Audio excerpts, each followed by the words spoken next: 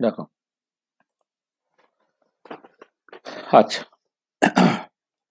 তোমার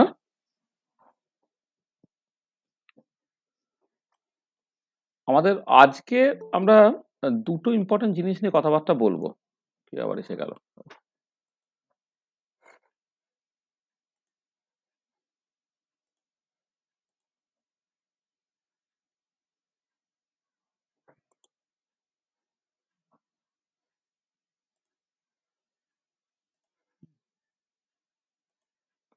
হ্যাঁ, দেখো, আজকে আমরা দুটো ইম্পর্টেন্ট কনসেপ্ট নিয়ে কথাবার্তা বলবো, মানে একদম ডিরেক্ট কোভ্যালেন্ট বন্ডিং এ যাওয়ার আগে আমাদের দুটো বিষয় নিয়ে একটু কথাবার্তা বলে নিতে হবে।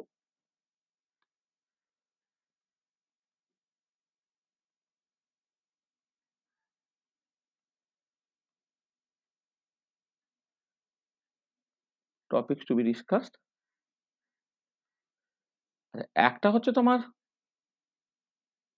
আমরা তো আগের দিন ভেরিয়েশন প্রিন্সিপাল পড়েছিলাম, তারই একটা, মানে র্যালেরিজ ভেরিয়েশন প্রিন্সিপালটা পড়েছি।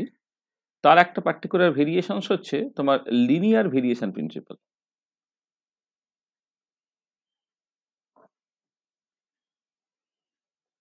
এই একটা পার্ট। আর ২ নম্বর আরেকটা পার্ট আমরা পড়ব, সেটা হচ্ছে খুব সংক্ষেপে বর্ন ওপেনহাইমার অ্যাপ্রক্সিমেশন।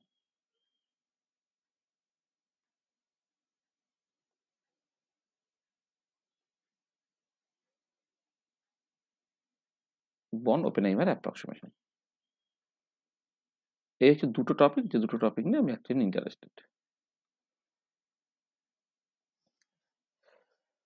আচ্ছা, তো শুরু করা যাক আস্তে আস্তে। তাহলে আমরা প্রথমে যেটা শুরু করছি সেটা হচ্ছে তোমার লিনিয়ার ভেরিয়েশন প্রিন্সিপালটা।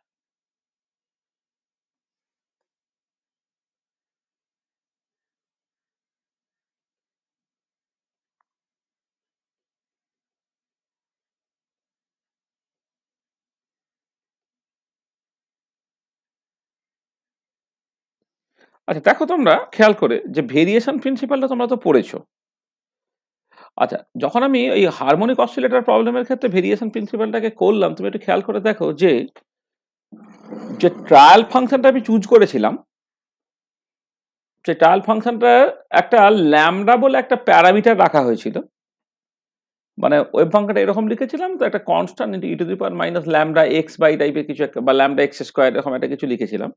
তো আমার একটা কথা হচ্ছে যে আমি একটা ওই ল্যামডা নামে একটা প্যারামিটার রেখেছি, আমি সেই এইটুকু বলেছিলাম যে এক্সপোনেনশিয়াল পার্ট যদি ইউনিটলেস হয় বা ডাইমেনশনলেস হয়, তাহলে তোমার ল্যামডার যে ইউনিট বা ডাইমেনশনটা সেটা ওয়ান বাই এক্স স্কোয়ারের ইউনিট বা ডাইমেনশনের সঙ্গে সমান হবে, যাতে করে ল্যামডা এক্স স্কোয়ারটা ইউনিটলেস হয়, এটুকু বলা হয়েছিল। কিন্তু ল্যামডার ভ্যালু অ্যাকচুয়ালি কত হবে আমরা কিছু বলিনি।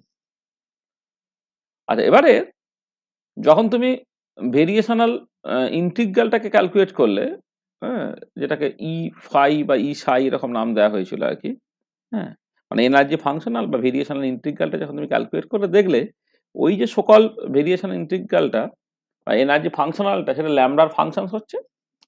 এবারে ল্যামডার ভ্যালুটা আমি এমনভাবে চুজ করবো যাতে করে এনার্জিটা মিনিমাম হয়। আর র্যালিজ ভেরিয়েশন প্রিন্সিপাল ওটাই বলে যে তোমার ওই যে ওই গিভেন যে ট্রায়াল ফাংশন, তাতে এনার্জির যে মিনিমাম ভ্যালুটা হবে সেটাই হচ্ছে গাউস স্টেট এনার্জি সবচেয়ে কাছে হবে। সেখানে এনার্জিটাকে ল্যামডার রেসপেক্টে ডেরিভেটিভ করে সেটাকে জিরো করে সেখানে ল্যামডা ভ্যালু বের করলাম, সেই ল্যামডাটা তোমার ইতে বসিয়ে দিয়ে তোমার এনার্জি যে অপটিমাইজ ভ্যালুটা সেটা তুমি পেলে। এটা ছিল আমাদের মানে একটা ফাইন্ডিংস আর কি। আজ এবার কথাটা হচ্ছে কি, যদি এরকম করা যেতে পারতো যে আমি ধরো মানে অনেকগুলো কিন্তু এরকম ফ্রি প্যারামিটার আমি রাখতে পারতাম। তাহলে অনেকগুলো ফ্রি প্যারামিটার রাখতে পারলে আমি সেই ফ্রি প্যারামিটারগুলোকে আমি আমার মতো করে এমনভাবে চুজ করবো যাতে করে হচ্ছে তোমার ওই এনার্জিটা মিনিমাম হয়। তাহলে কি হচ্ছে, আমার আরো বেটার হবে। মানে আমি মানে মানে ফ্রি প্যারামিটার রাখা মানে বেসিক্যালি ফ্লেক্সিবিলিটি রাখা। মানে যখন আমি লিনিয়ার সিম্পল হারমোনিক অসিলেটরের ক্ষেত্রে ট্রায়াল ফাংশনটাকে চুজ করেছিলাম, সেটা হচ্ছে e to the power minus lambda x square by two, আমি এইটুকু বা e to the power minus lambda x square এরকম একটা লিখে ছেড়ে দিয়েছিলাম। এবার ল্যামডাটা না বলে যদি আমি ওখানে ধরো লেসে ওয়ান বা কিছু একটা বসিয়ে রাখতাম, তাহলে একটা এনার্জির ভ্যালু বেরোতো, কিন্তু সেই এনার্জিটা ল্যামডার উপর ডিপেন্ড করতো না, এনার্জিটা ফিক্স ভ্যালু বেরিয়ে যেত। সেটা যে বেস্ট পসিবল এনার্জি সেটা আমি বুঝতে পারতাম না। কিন্তু ল্যামডাটাকে ফ্রি হিসেবে রেখে দেওয়ার অ্যাডভান্টেজ হচ্ছে এইটা, যে এনার্জি ফাংশনটা দিনের শেষে ওই ল্যামডার উপর ডিপেন্ড করবে। সেই এনার্জিটাকে ল্যামডার রেসপেক্টে ডেরিভেটিভ করে সেইখান থেকে আমার ল্যামডার একটা অপটিমাইজ ভ্যালু বের করতে পারি, যার জন্য এনার্জিটা মিনিমাম হয়। সেই করার একটা সুযোগ আছে। আর সেটাকেই কেমন করে তুমি সিস্টেমেটিক্যালি করবে। আচ্ছা, তার জন্য আমি জাস্ট শুরু করছি এরকমভাবে, ধরো তুমি এই কতগুলো মানে উম মানে আমি এরকম করে লিখছি, ধরো এই psi I এটা basically A set of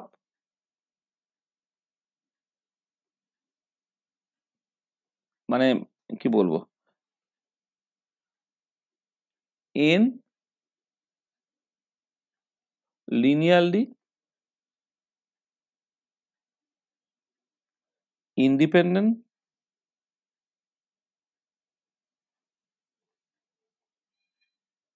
eigenfunctions of a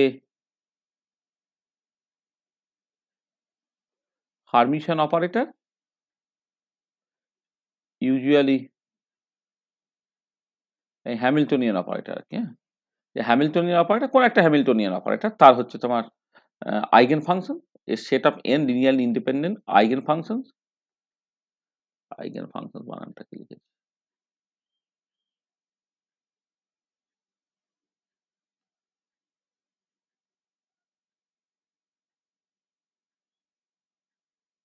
eigen function of a Hermitian operator, এইটা which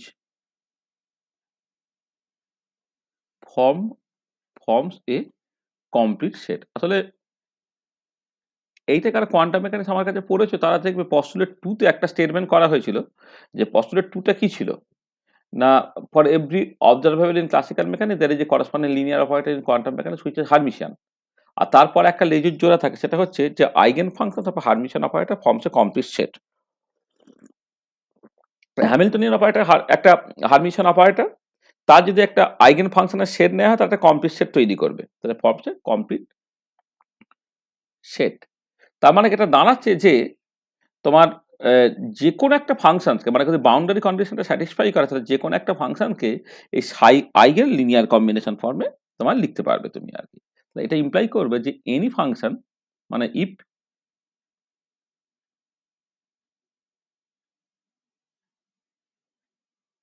if the boundary conditions are the same,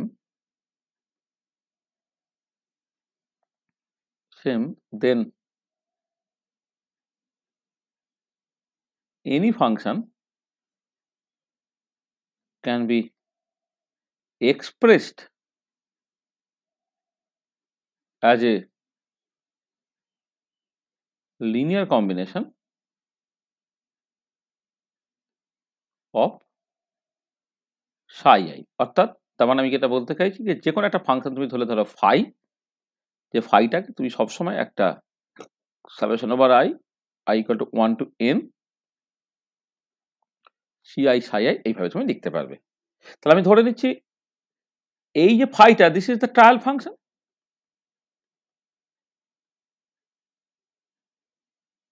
আমাকে তো একটা ট্রায়াল ফাংশন চুজ করতে হবে, তাহলে আমি এটা করলাম যে কোনো একটা ফাংশন ট্রায়াল হোক এক্সাক্ট হোক যাই হোক, তাকে যেহেতু তুমি জাস্ট এই সাই আই লিনিয়ার কম্বিনেশন ফর্মে লিখতে পারবে, সেই মতো করে লিখলাম। এবার আমি এই ফাইটাকেই বলছি আমার ট্রায়াল ফাংশন। এবারে এই ট্রায়াল ফাংশনটা দেখো সাই ওয়ান সাই টু সাই থ্রি তাদের উপর যেমন ডিপেন্ড করছে, তার সঙ্গে কম্বাইনিং কোএফিসিয়েন্টগুলোর উপর ডিপেন্ড করছে। এবং দিনের শেষে তুমি যেটা দেখবে সেটা হচ্ছে এই যে এনার্জি ফাংশনালটা এই কম্বাইনিং কোএফিসিয়েন্ট সিআইগুলোর উপর ডিপেন্ড করবে। এবারে এই লিনিয়ার কম্বিনেশনে যে কম্বাইনিং কোএফিসিয়েন্টগুলো আমি এমনভাবে চুজ করবো যাতে করে হচ্ছে এনার্জিটা মিনিমাম হয়। এটা হচ্ছে লিনিয়ার ভেরিয়েশন প্রিন্সিপালের যেটা মূল জায়গাটা। তাহলে ফাইটাকে তুমি এইরকমভাবে চুজ করলে। আর এবার এখানে একটা বলে নিই, সেটা হচ্ছে এই যে তুমি চাইলে তোমার এই যে সাই আইগুলোকে তুমি চাইলে, আমি পরে এটা করব, যে চাইলে তুমি ওটাকে অর্থ নর্মাল সেট হিসেবে ভাবতেই পারতে। মানে তারা normalise as well as orthogonal, মানে তারা নর্মালাইজ এবং অ্যাজ ওয়েল অ্যাজ অর্থোগোনাল হওয়ার কোনো বাধ্যবাধকতা নেই। আমি পরবর্তীকালে for the sake of simplicity সাই আইগুলোকে, এই যে সাই আইগুলোকে একটা কমপ্লিট অর্থ নর্মাল সেট কনসিডার করবো, অর্থাৎ ফাংশনটা প্রত্যেকে নর্মালাইজ এবং একে অপরের সঙ্গে অর্থোগোনাল। এটা আমি অ্যাডিশনালি পরে ধরে নেব। This is the trial function. এটা তাহলে এই ট্রায়াল ফাংশন দিয়ে আমি এনার্জি ফাংশনটা এবারে বের করি। নাও আচ্ছা এবারে বলি, এবারে ধরো আমি মানে এখানে কিন্তু এই এনটা ফাংশনস আছে তো, এনটা ফাংশনস আছে। তারপরে এবার আমাকে যে কাজটাকে করতে হবে যে we have two evaluate if I which will depend on CI, এই কোফিশিয়েন্ট গুলোর উপর ডিপেন্ড করবে। হ্যাঁ, we have two evaluate if I which, হ্যাঁ, which will depend on CI, তার CI গুলোর উপর ডিপেন্ড করবে এটা। হুম, ঠিক আছে এটা। এবারে আমাকে যেটা করতে হবে যে we have to minimize if I, আমাকে এই if I টাকে মিনিমাইজ করতে হবে বাই ভ্যারিং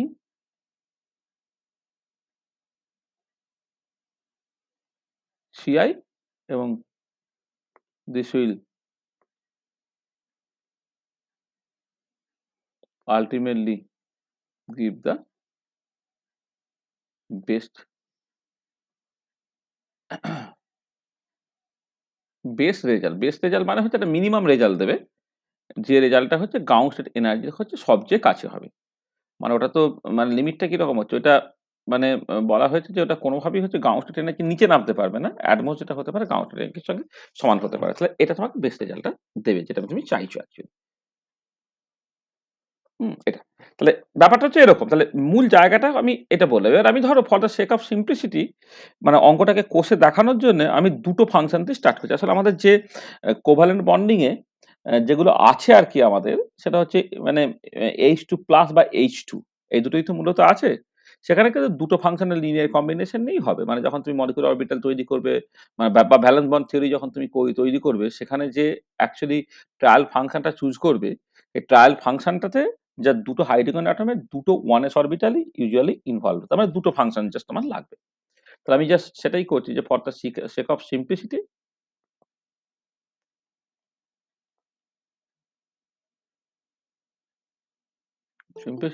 লেট ফাইটা হচ্ছে দুটো ফাংশনের linear combination C1 ψ1 plus C2 ψ2।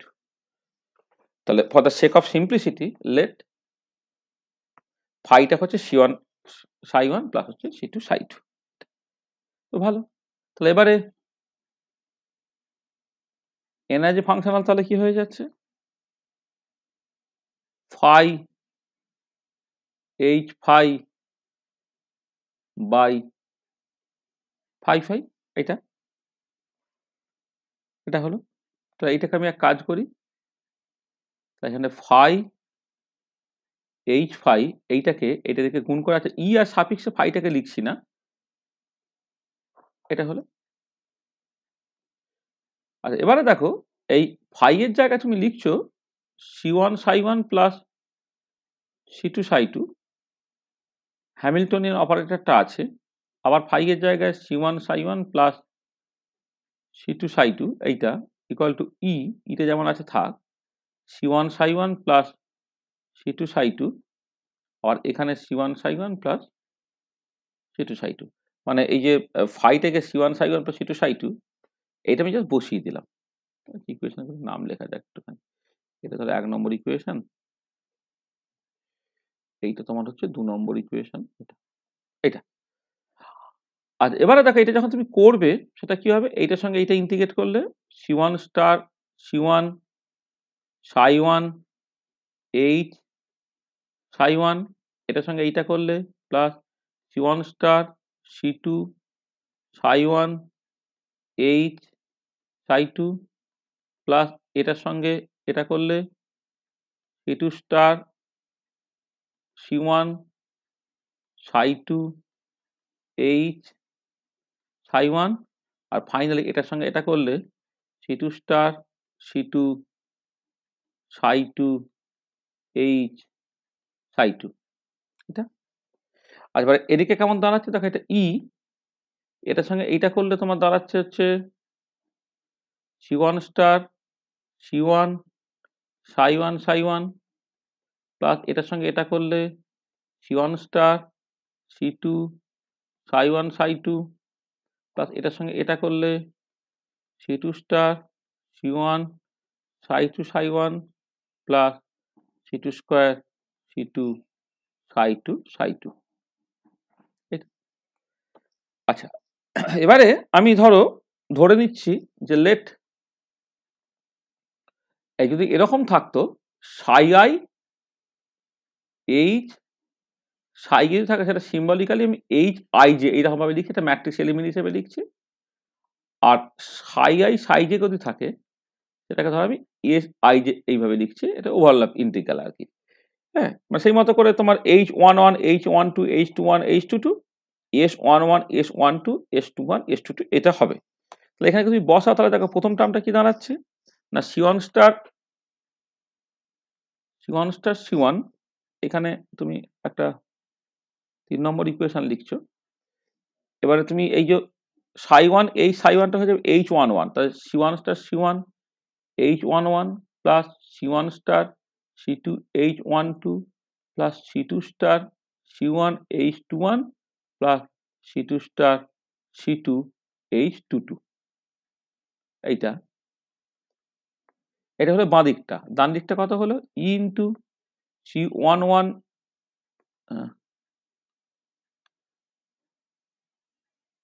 বাঁ দিকটা কি হলো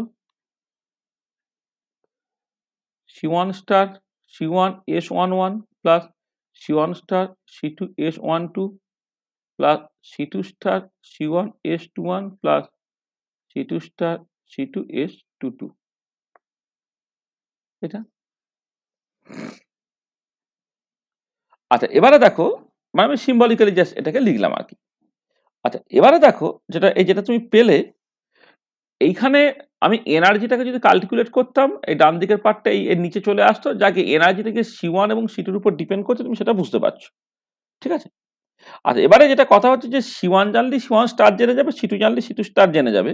মানে যদিও এই পুরো জায়গাটা দেখে আমার মনে হচ্ছে যে তোমার মানে 4টে কোএফিসিয়েন্ট আছে C1 C2 C1 star C2 star, actually কিন্তু দুটো কোএফিসিয়েন্ট, মানে ইন্ডিপেন্ডেন্ট কোএফিসিয়েন্ট দুটো। কারণ C1 জানলে C1 স্টার পেয়ে যাবে আর C2 জানলে C2 স্টার তুমি পেয়ে যাবে। সেই জন্য আমি যেটা করবো যে এই যে ইকুয়েশনটা আমি বললাম এই ইকুয়েশন তুমি ডিফারেন্সিয়েট করো, মানে C1 এর রেসপেক্টে ডিফারেন্সিয়েট করলে C2 C1 স্টার করবে না, বা C1 স্টার করলে C1 করবে না, কারণ দুটো অ্যাকচুয়ালি তোমার ডিপেন্ডেন্ট। তাহলে just differentiating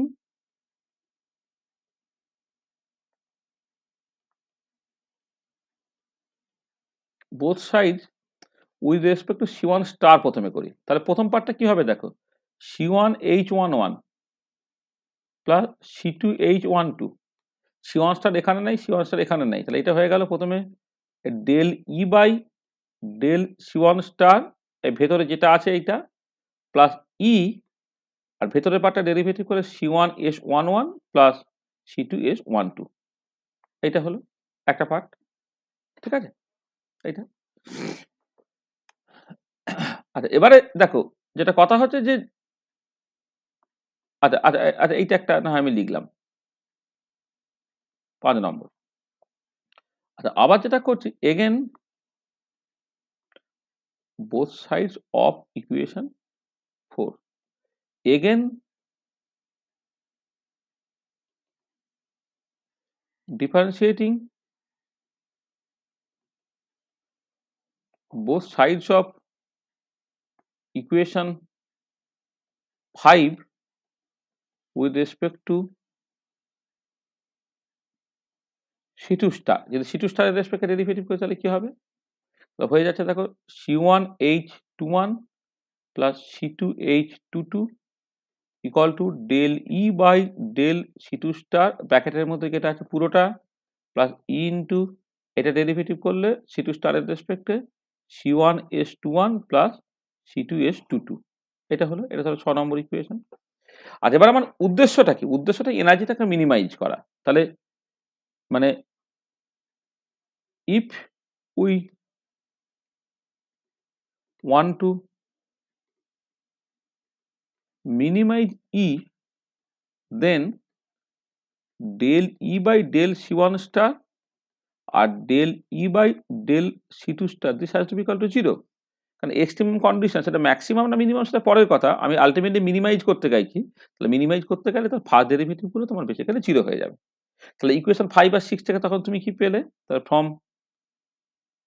equations 5 and 6 we get 5 এবং 6 থেকে তুমি কি পাচ্ছ, C1H11 plus C2H12 equal to E C1S11 plus C2S12, এই পার্টটা রইল, এটা একটা ধরো 7 নম্বর ইকুয়েশন। আর একই রকম করে তোমার এক সেকেন্ড এটা কি করলাম, হ্যাঁ, C1H21 plus C2H22 equal to E into C1S21 plus C2S22।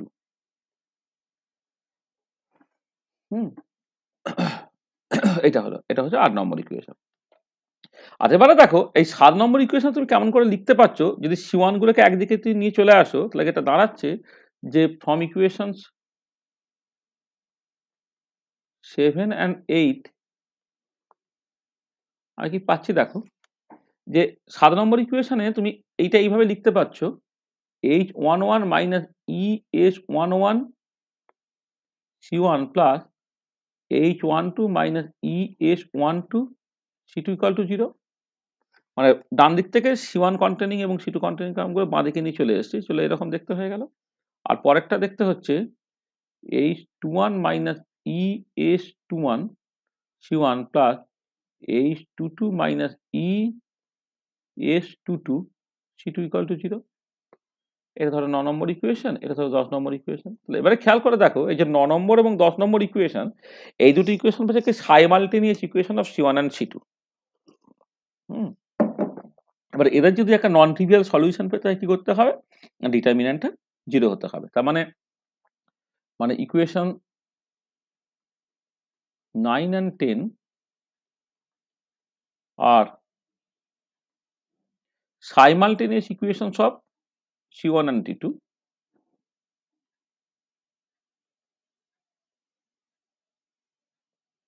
simultaneous equations of C1 and C2 for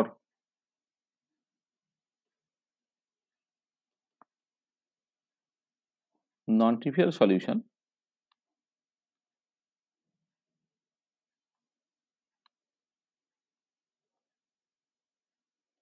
non-trivial solution কি করছি আমি না, তোমরা নিশ্চয়ই জানো সাইমালটেনিয়াস ইকুয়েশনটা নন ট্রিভিয়াল সলিউশন পেতে গেলে কোপিশিয়েন্ট থেকে ডিটারমিন্যান্ট হবে সেটা তোমার 0 হতে হবে, অর্থাৎ H11 minus ES11 H12 minus ES12 H21 minus ES21 H22 minus ES22, this is actually equal to 0, এটা তাহলে এই যে ইকুয়েশনটা this is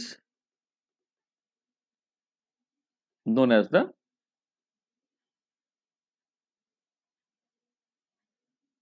সেকুলার ইকুয়েশন।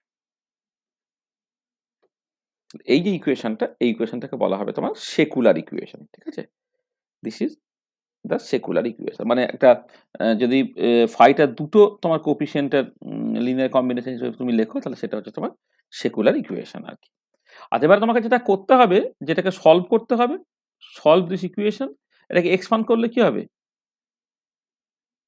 হ্যাঁ, মানে প্রথম কথা expand this equation,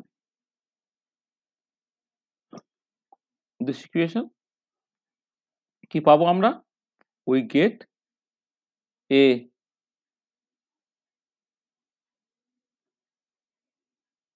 quadratic equation of E আর একটা এনার্জির কোয়াড্রেটিক ইকুয়েশন পাবো, ঠিক আছে, কারণ এটা গুণ করে ই স্কোয়ার দিয়ে আসবে আর কি। Solve this equation to find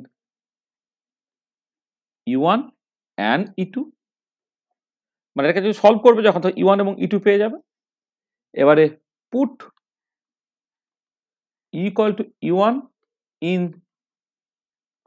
equations 9 and 10, 9 নম্বর ও 10 নম্বর ইকুয়েশনে তুমি বসাও to get a set of coefficient C11 R C12 এটা, আর this gives phi-টা equal to C11 psi1 plus C12 psi2 দিল, আবার put E equal to E2 in equations 9 and 10, 9 নম্বর ইকুয়েশনে just equal to E2 বসাও to get a set of coefficient C21 C22.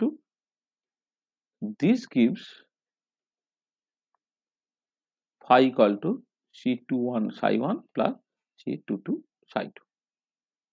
তার মানে তোমার এই যে সকল মানে দেখো এনার্জি পেতে গেলে সেকুলার ডিটারমিনেন্টটাকে তুমি লিখে ফেলো, মানে একদম মেকানিক্যালি সেকুলার ডিটারমিনেন্টটাকে লিখে ফেলো, লিখে সেটাকে সলভ করো, ইয়ের দুটো ইকুয়েশন, ইয়ের একটা কোয়াড্রেটিক ইকুয়েশন, সেক্ষেত্রে দুটো এনার্জি তুমি পেয়ে গেলে। আচ্ছা, এবারে যদি তোমার অ্যাকচুয়ালি ফাইটা কত জানতে হয়, অর্থাৎ ট্রায়াল ফাংশন যেটা আর কি, সেটা যদি তোমার জানতে হয়, তাহলে তোমাকে করতে হবে কি, এই যে সাইমালটেনিয়াস ইকুয়েশনগুলো ছিল 9 নম্বর এবং 10 নম্বর, সেখানে তুমি জাস্ট ওই ইয়ের জায়গায় E1 বসাও, সেখান থেকে তুমি ওটাকে সলভ করলে ইয়ের দুটো সি এর দুটো ভ্যালু পেয়ে যাবে, একটাকে C11 মানে C1 এবং C2 ভ্যালু পেয়ে যাবে, সেটাকে আমি C11 আর C12 এরকম নাম দিচ্ছি, এবং সেখান থেকে ফাইটা পেয়ে যাবে C11 psi1 plus C12 psi2। আর যখন তুমি ইকুয়াল টু E2 আর একটা এনার্জি পেলে, সেখানে তুমি একই রকম ভাবে ইকুয়েশন 9 এবং 10 এ বসাও, সেখানে এর থেকে কোএফিসিয়েন্টের দুটো মানে আলাদা ভ্যালু পেয়ে গেলে C21 C22, সেটা তোমার আর একটা ফাই দিয়ে দেবে। তাহলে এটাকে যদি phi1 বলো, এটা তোমার phi2 হয়ে গেল। তার মানে যেটা কথা হচ্ছে যে যখন আমরা দেখবে এই যে এটা কেন করলাম, এটা যখন পরবর্তীকালে আমি কোভ্যালেন্ট বন্ডিং বা ইত্যাদির ক্ষেত্রে এটাকে ব্যবহার করার চেষ্টা করব, তা কোভ্যালেন্ট বন্ডিং বা ইত্যাদির ক্ষেত্রে এই কাজটা হবে যে তোমার মানে ধরো এমও তৈরির ক্ষেত্রেই বলছে লিনিয়ার কম্বিনেশন অ্যাটমিক অরবিটালস করবো, তো অর্থাৎ psi1 এবং psi2 হচ্ছে জাস্ট সিম্পলি অ্যাটমিক অরবিটাল, আর এই লিনিয়ার কম্বিনেশন নেওয়ার পরে যেটা তৈরি হলো phi1 এবং phi2, তারা হচ্ছে মলিকুলার অরবিটাল।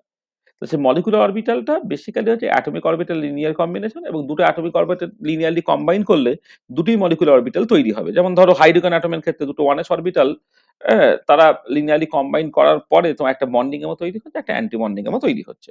তাহলে যে phi1 এবং phi2 তারা বেসিক্যালি মলিকুলার অরবিটাল গুলো হয়ে যাবে, আর psi1 psi2 সেগুলো তোমার অ্যাটমিক অরবিটাল হয়ে যাবে। এটা আচ্ছা, এবারে দেখো যদি জেনারেল কেসে যদি হয়, in general if there are n linearly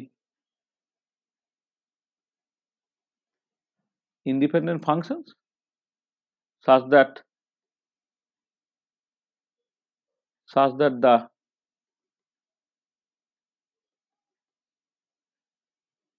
the trial function phi equal to সত্যি সত্যি তুমি summation over I equal to 1 থেকে n ci psi এরকম ভাবে লিখছো, then the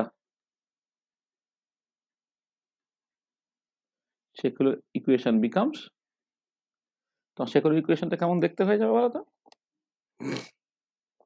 এটা n বাই n ডিটারমিনেন্টের মতো হবে, তোমার h11 minus e s11 h12 minus e s12, এইভাবে করতে করতে করতে করতে h1n মাইনাস e s1n, এটা হলো h21 minus e s21, h22 minus e s22 dot dot dot dot করে h2n মাইনাস e s2n, এরকম করে গেল, করে শেষে এলো হচ্ছে hn1 minus e sn1, hn2 minus e sn2, এবার কেটে কেটে ফাইনাল হচ্ছে hnn মাইনাস e snn, এইটা this should be equal to 0. So this should be the secular equation. আর এবারে স্পেশাল কেসে দেখো, স্পেশাল কেসে যদি এমন হয়ে যায়, স্পেশাল কেসে হচ্ছে if psi I is orthonormal, যদি এটা অর্থনর্মাল সেট হয় তাহলে কি হবে দেখো, এই যে এস আই জে যেটা, সেটা হচ্ছে তোমার basically psi I psi j, এটা তুমি ডেল্টা আই জে লিখতে পারবে, কণিকার ডেল্টা লিখতে পারবে তুমি এইটা, এবং এটা ইকুয়াল টু 1 হয়ে যাবে যখন I ইকুয়াল টু জে, এটা ইকুয়াল টু 0 হয়ে যাবে when I not equal to j, এটা ঠিক আছে। তাহলে তখন কি হবে? then secular equation reduces to এই H11 মাইনাস ই হলো, কারণ S11টা তোমার 1 হয়ে গেছে আর S12টা 0, অর্থাৎ এটা তাহলে শুধুমাত্র H12 পড়ে রইল, করে ফাইনালি H1n পড়ে রইল, H21 পড়ে রইল, এটা হচ্ছে H22 মাইনাস ই, এটা হলো কারণ H22 equal to 1, বাকি সব S21 S2n এগুলো সব 0 হয়ে যাচ্ছে, এটা H শুধু 2nটা পড়ে রইল, ফাইনালি হচ্ছে HN1 HN2 করে করে হচ্ছে HNn মাইনাস ই, এইটা অ্যাকচুয়ালি তোমার ইকুয়াল টু 0।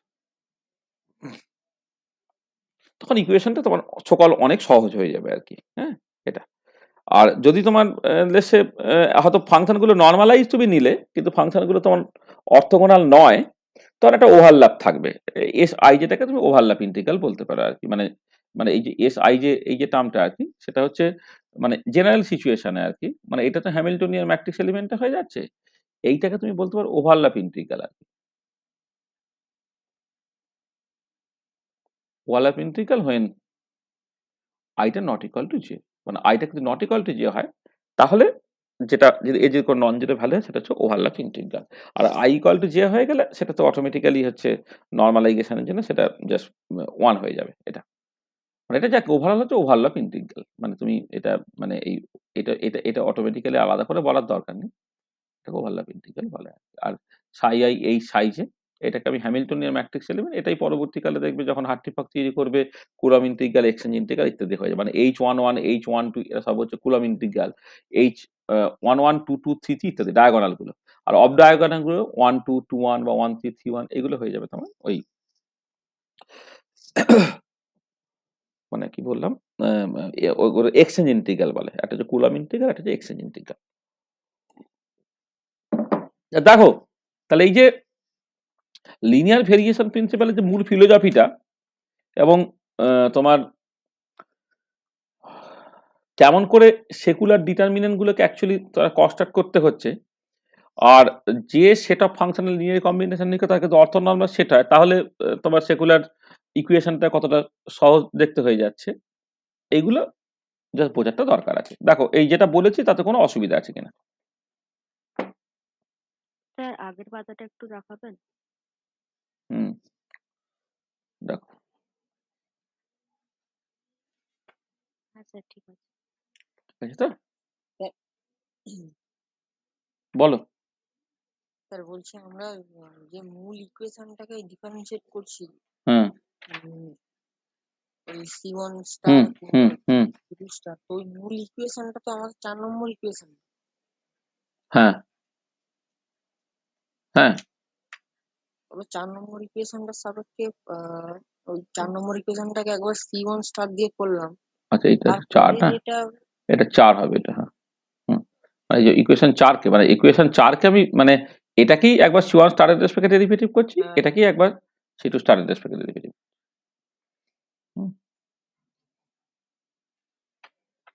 স্যার বলছি সেকুলার ডিটারমিনেন্ট থেকে ওই হ্যাঁ 5 1 2 এর সাথে কিভাবে কানেকশনটা করছেন একবার বলবেন? ওই তো তোমার এই ইকুয়েশনটা যখন তুমি সলভ করে ই এর কোয়াড্রেটিক ইকুয়েশন পাবে, তখন ই এর দুটো ভ্যালু বেরোলো, ঠিক আছে, একটা equal to E1 equal to E2। এবার এই যে দুটো ইকুয়েশন আছে 9 নম্বর 10 নম্বর ইকুয়েশনে, এখানে এখান থেকে তোমাদেরকে C1 আর C2 তো বের করতে হবে। যখন এনার্জিটা হচ্ছে ই এর জায়গায় E1 বসাবে, তখন C1 C2 ভ্যালুগুলো হচ্ছে C11 আর C12 লিখেছি, আর যখন ই এর জায়গায় E2 তুমি বসাচ্ছ, তখন যে C1 C2 ভ্যালু বেরোবে তাদেরকে তুমি C21 আর C22 বলছো, ঠিক আছে? আচ্ছা বোঝা গেল? ঠিক আছে। হুম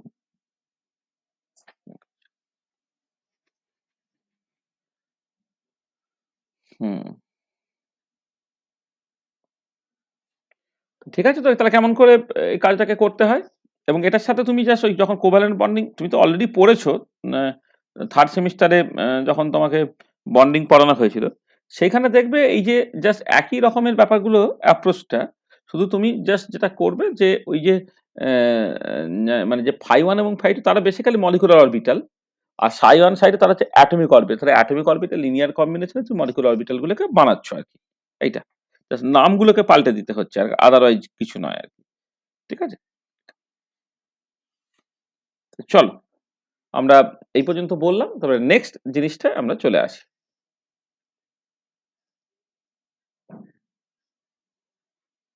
আচ্ছা, তাহলে নেক্সট যে জিনিসটা আমাদের করতে হবে সেটা হচ্ছে, আচ্ছা এটা আর কারো কোনো অসুবিধা নেই তো বুঝতে?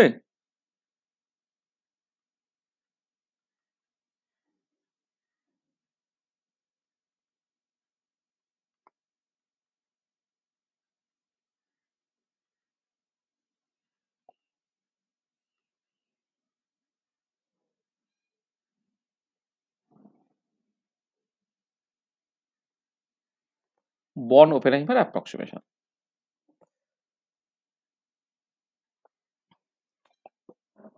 আচ্ছা আচ্ছা, ব্যাপারটা কিরকম দেখো, যে বর্ন ওপেনহাইমার অ্যাপ্রক্সিমেশনের মূল ফিলোজফিটা কি? আচ্ছা, মূল ফিলোজফিটা হচ্ছে যেটা হাইড্রোজেন অ্যাটম প্রবলেম সলভ করার সময় বা মলিকুলার স্পেকট্রোস্কোপি, যারা জ্যামের ক্লাস করে তারা জানো, মলিকুলার স্পেকট্রোস্কোপি নিয়ে কথাবার্তা বলার সময় আগে বলেছিলাম যে কোন একটা পার্টিকুলার মলিকুলে ধরো বিভিন্ন রকমের মোশন আছে। আচ্ছা, এবারে বিভিন্ন রকমের মোশন তাদের যদি তোমার সকল টাইম স্কেল বা ফ্রিকোয়েন্সি স্কেলে অনেকটা তফাৎ থাকে, তা তুমি কি এটা করতে পারছিলে যে প্রত্যেকটা মোশনকে তুমি ইন্ডিপেন্ডেন্ট হিসেবে ট্রিট করতে পারছিলে? সেটা মলিকুলার স্পেকট্রোস্কোপিতে সেটা আমি ব্যবহার করেছি। সেখানে তার জন্য এটা করতে পেরে তুমি এনার্জিটাকে জাস্ট মানে ওই এর যোগফল হিসেবে লিখতে পেরেছো, মানে ট্রান্সলেশনাল, রোটেশনাল, ভাইব্রেশনাল, ইলেকট্রনিক প্রত্যেকটা এনার্জি যোগফল হিসেবে লিখতে পেরেছো, আর ওভারঅল ওয়েভ ফাংশনটাকে তুমি গুণফল হিসেবে লিখতে পেরেছো। এটা তাহলে যেটা কথা সেটা হচ্ছে এই যে তোমার মানে মূল যে জায়গাটা আর কি, যে অন্ততপক্ষে হাইড্রোজেন অ্যাটম বা কোনো একটা মলিকুলার কনটেক্সটে যখন তুমি ভাবছো আর কি, যে নিউক্লিয়াই বা নিউক্লিয়াস, দাদা নিউক্লিয়াস অর মলিকুল হচ্ছে নিউক্লিয়াই, আর মাছ হেভিয়ার দ্যান,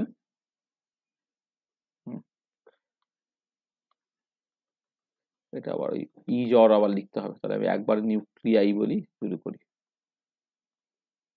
মানে মলিকুলার কনটেক্সটে তুমি আলটিমেটলি আলোচনা করবো, সেখানে লিখছি নিউক্লিয়াই আর মাছ হেভিয়ার দ্যান ইলেকট্রন। নিউক্লিয়াই গুলো হচ্ছে ইলেকট্রনের রেসপেক্টে অনেক অনেক হেভিয়ার। আচ্ছা, সেই জন্যে nuclei move much slowly than the electron. এটা তাহলে প্রথম হচ্ছে নিউক্লিয়াই গুলো হচ্ছে তোমার much heavier than the electron, এবং তার জন্য এটা দাঁড়াবে যে nuclei move much slowly than the electron, মানে in comparison to electron. Electron রেসপেক্টে কিন্তু নিউক্লিয়াই অনেক স্লোলি মুভ করবে। ঠিক আছে, এটা সেখানে আমি যেটা করতে পারবো সেটা হচ্ছে এই যে when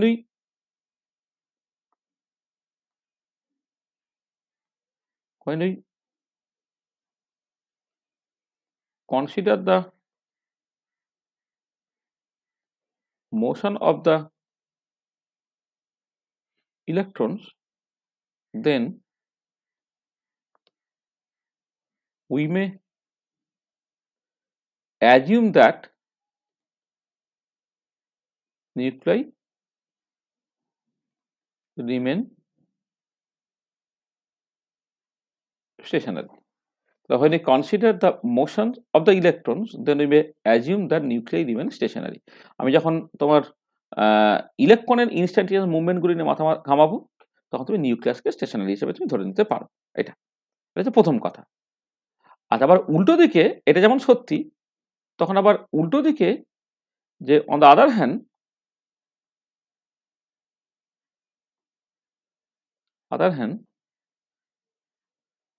when we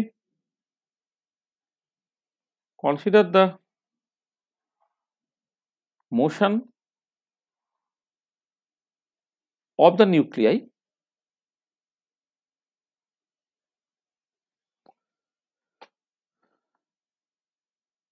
On the other hand, when we consider the motion of the nuclei, we did not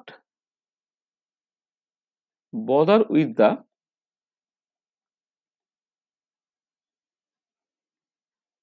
instantaneous motion of the electrons. Rather, we may assume that the electrons form a static potential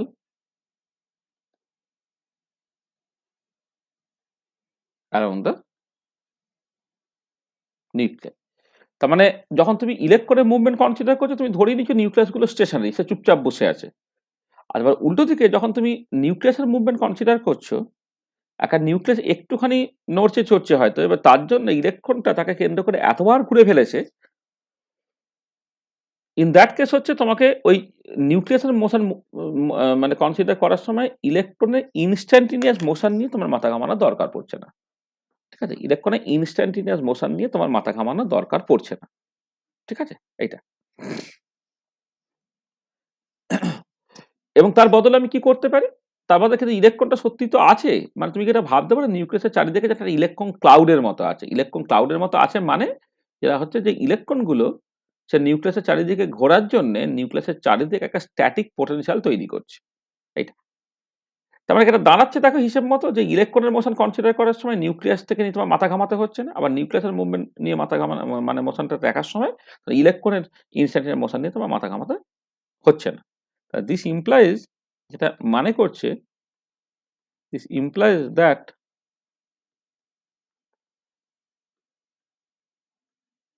nuclear and electronic motions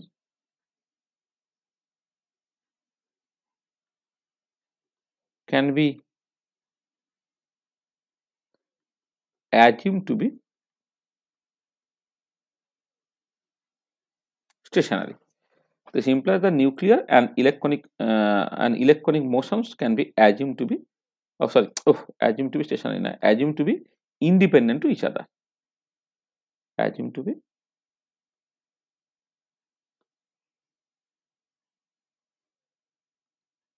independent to each other. হ্যাঁ, তাহলে যেটা দাঁড়াচ্ছে যে nuclear এবং ইলেকট্রনের motions গুলো can be assume to be independent to each other. তুমি দুটো একদম স্বাধীনভাবে তুমি ধরতে পারো। আর এবং যেটা দেখা যায় দিনের শেষে যদি এরকমও হয় যে if the mass of the electron by mass of the nucleus to the power 1/4 এটা much less than 1, then BO মানে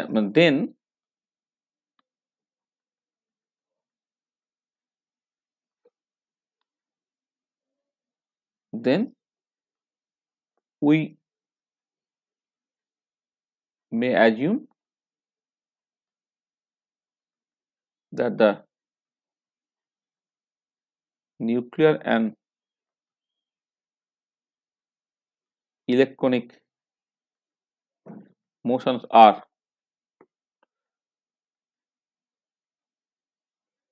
independent to each other,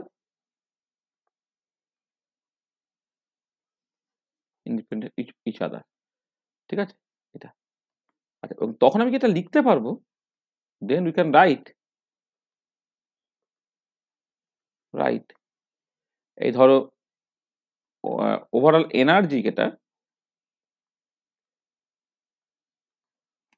এনার্জিটাকে total এনার্জিটাকে তুমি জাস্ট এই নিউক্লিয়াসের জন্য করসপন্ডিং এনার্জি প্লাস ইলেকট্রনসের যে এনার্জি তার যোগফল হিসেবে লিখতে পারবে, আর ওভারঅল ওয়েভ ফাংশনটাকে তুমি জাস্ট নিউক্লিয়াসের জন্য ওয়েভ ফাংশন ইন্টু ইলেকট্রনের ওয়েভ ফাংশন গুণফল হিসেবে লিখতে পারবে। তাহলে এইটাকে বলা হচ্ছে this is the born Oppenheimer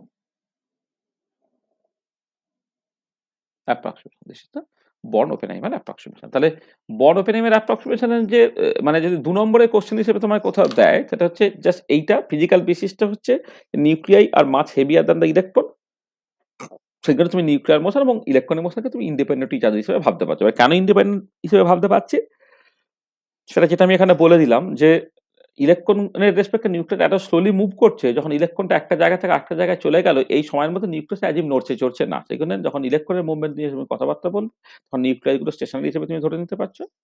আর উল্টো দিকে যখন তুমি নিউক্লিয়াসের মোশন নিয়ে তুমি কথাবার্তা বলে নিউক্লিয়াস এত স্লোলি মুভ করে এবং তার রেসপেক্টে ইলেকট্রনটা এত কুইকলি মুভ করে, এবারে নিউক্লিয়াসটা যখন একটুখানি হয়তো নড়ছে চড়ছে তখন ইলেকট্রনটা তাকে কেন্দ্র করে এতবার ঘুরে ফেলেছে, সেখানে ইনস্ট্যান্টিনিয়াস মোশন ইলেকট্রন তুমি সেটাকে ট্যাকেল করতে পারবে না। তার বদলে তুমি এটা করতে পারো ইলেকট্রনিক মোশন, মানে ইলেকট্রন নিউক্লিয়াসের চারিদিকে একটা স্ট্যাটিক পোটেনশিয়াল তৈরি করে ফেলেছে।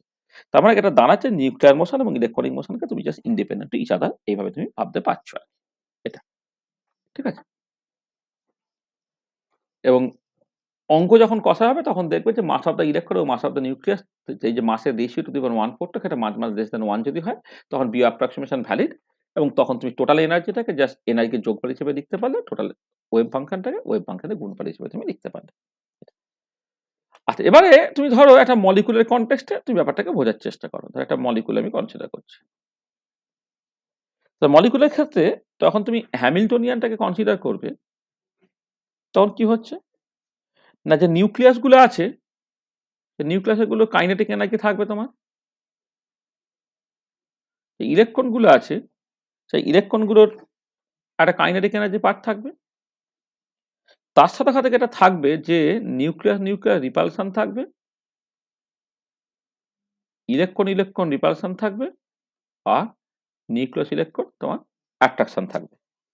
তাহলে অ্যাকচুয়ালি আগের ক্লাসে আমি পলি ইলেকট্রন একটা অ্যাটম বা ইত্যাদির জন্য যখন হ্যামিল্টনিয়ানটাকে লিখছিলাম তখন হ্যামিল্টনের মধ্যে এই পার্টগুলো ছিল। এবারে অ্যাটম বা আয়ন যদি কনসিডার করতে তাহলে নিউক্লিয়াস একটা, আর মলিকুল কনসিডার করলে হচ্ছে তোমার একাধিক মলিকুল থাকতে পারে, যেমন একাধিক ইলেকট্রন থাকতে পারে, তোমার একাধিক তোমার নিউক্লিয়াসও থাকতে পারে। তাহলে ওয়াটার মলিকুল কনসিডার করছি সেখানে কিন্তু নিউক্লিয়াসটা 3টে আছে আর কি। সেখানে যখন টিএনটাকে লিখি সেখানে কিন্তু 3টেরই কাইনেটিক এনার্জি পার্ট হচ্ছে এখানে ইনভলভ থাকবে এটা। আচ্ছা, এবারে কথাটা হচ্ছে যে যে এই যদি হ্যামিল্টনিয়ানটা হয় মানে মলিকুলের ক্ষেত্রে হচ্ছে মানে হ্যামিল্টনিয়ান অপারেটর যেটা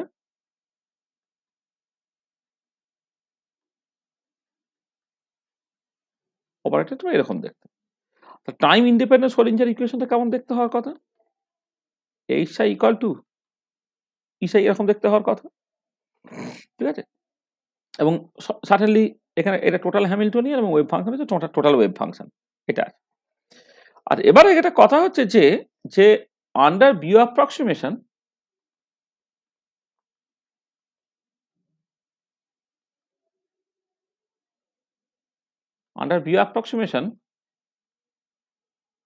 nuclei are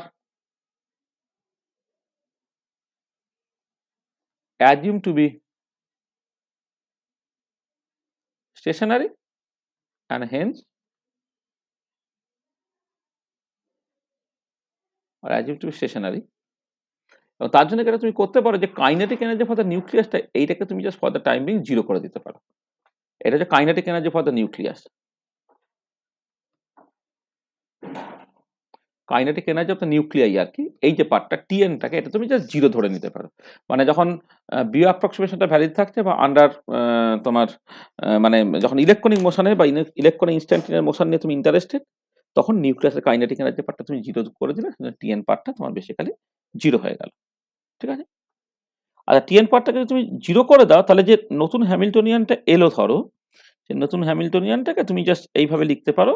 মানে মানে এখন যেটা থাকছে আর কি যে এইচ এটা আন্ডার বিও অ্যাপ্রক্সিমেশন এইটা, সেটা জাস্ট ইলেকট্রনের কাইনেটিক এনার্জি পার্ট থাকছে, নিউক্লিয়াস নিউক্লিয়ার রিপালশন থাকছে, নিউক্লিয়াস ইলেকট্রন অ্যাট্রাকশন থাকছে, আর ইলেকট্রন ইলেকট্রন রিপালশন থাকছে এটা। আচ্ছা, আর টাইম ইন্ডিপেন্ডেন্ট স্ক্রোডিঞ্জার ইকুয়েশনটা এখন কি দাঁড়িয়ে গেল না H bio Sai electronic equal to E electronic psi electronic, কারণ নিউক্লিয়াসটা স্টেশনারি তুমি ধরে নিয়েছো, তাহলে যেটা থাকে সেটা হচ্ছে তোমার বেসিক্যালি ইলেকট্রনিক শ্রোডিঞ্জার ইকুয়েশন। এটা হচ্ছে তোমার ইলেকট্রনিক শ্রোডিঞ্জার ইকুয়েশন বা Schrodinger equation for the electronic motion, electronic Schrodinger equation এখন এইটা দাঁড়িয়ে গেল। আচ্ছা, এবার একটা জিনিস খেয়াল করো যে এই যে তোমার মানে বর্ন ওপেনহেমের অ্যাপ্রক্সিমেশনে এই যে ভি এন এন এই যে পার্টটা, এইটা কিন্তু জাস্ট মানে নিউক্লিয়ার রিপালশন যে পার্টটা, এবার তুমি যখন ইলেকট্রনিক মোশন নিয়ে কনসিডার করছো, ইলেকট্রনিক মোশন কনসিডার করছো, তখন তো নিউক্লিয়াসগুলো স্টেশনারি ধরে নিচ্ছ, তাহলে স্টেশনারি যদি তুমি ধরে নাও, তাহলে ভি এনএনটা কিন্তু এই পার্টিকুলার কেসে একটা পার্টিকুলার মানে ইন্টারনিউক্লিয়ার সেপারেশনের জন্য ভি এনএনটা কিন্তু কনস্ট্যান্ট হয়ে যাবে, এটা মাথায় রাখবে আর কি। তাহলে এটা হচ্ছে constant for a particular internuclear separation.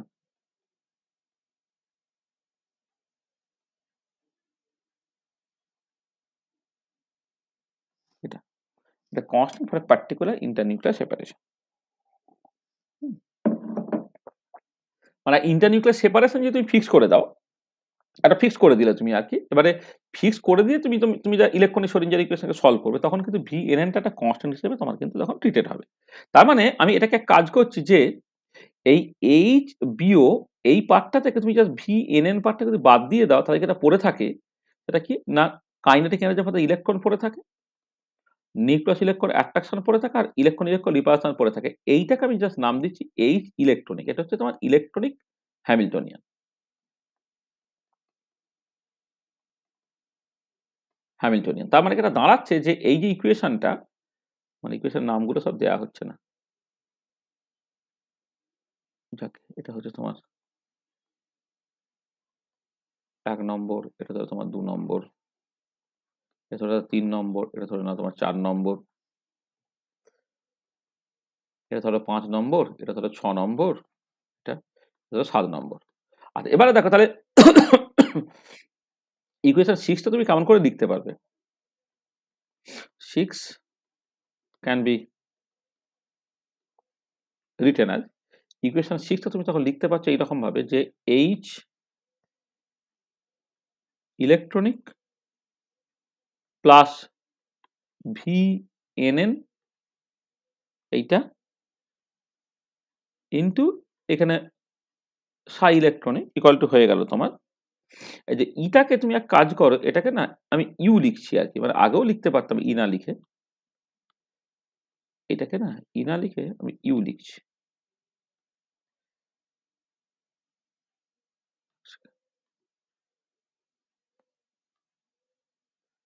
ধরো আমি ইউ নাম দিচ্ছি, তাহলে এটা হচ্ছে ইউ হলো ইন্টু সাই ইলেকট্রনিক, এইটা হলো এটা। আচ্ছা, এবারে কেউ চাইলে এটাকে এইরকম ভাবে লিখতে পারে, or H electronic psi electronic, এটা হচ্ছে তোমার U minus V N N psi electronic, এরকম ভাবেও চাইলে কেউ লিখতে পারে।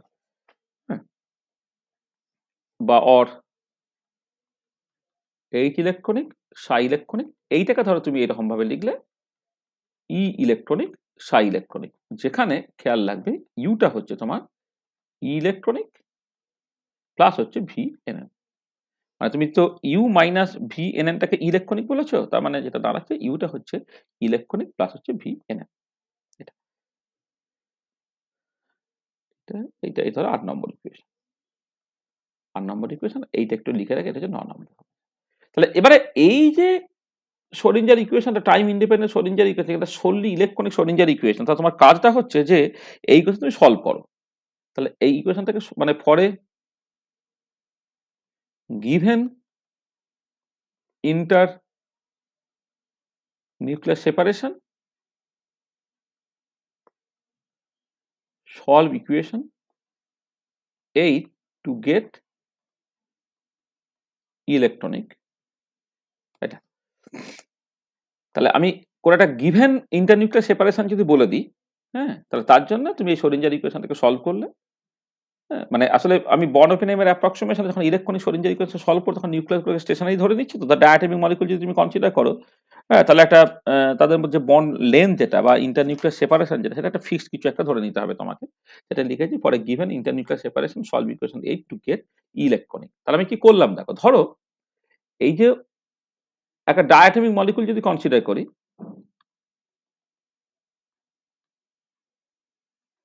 ধরো ডায়াটমিক মলিকুল আমি কনসিডার করছি, ধরো ডায়াটমিক মলিকুল, আটটা হচ্ছে তোমার ইন্টারনিউক্লিয়ার সেপারেশন,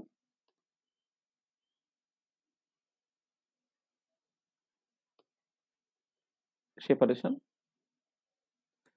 মানে HCl টাইপের মলিকুল যদি তুমি কনসিডার করো, তাহলে এই যে বন্ড লেন্থটা এইটা হচ্ছে তোমার বেসিক্যালি আর ইন্টারনিউক্লিয়ার সেপারেশন এটা। আচ্ছা, এবারে আর এর আমি বিভিন্ন ভ্যালু ধরো তোমায় নিলাম, তো আর এর ভ্যালু প্রথমে ধরিস R1 নিয়েছি, হ্যাঁ, মানে আর এর একটা ফিক্সড ভ্যালু নিচ্ছি আমি, আর ইকুয়াল টু ধরে নাও তোমার আর ইকুয়াল টু তুমি R1 নিলে। আচ্ছা, নেওয়ার পরে সলভ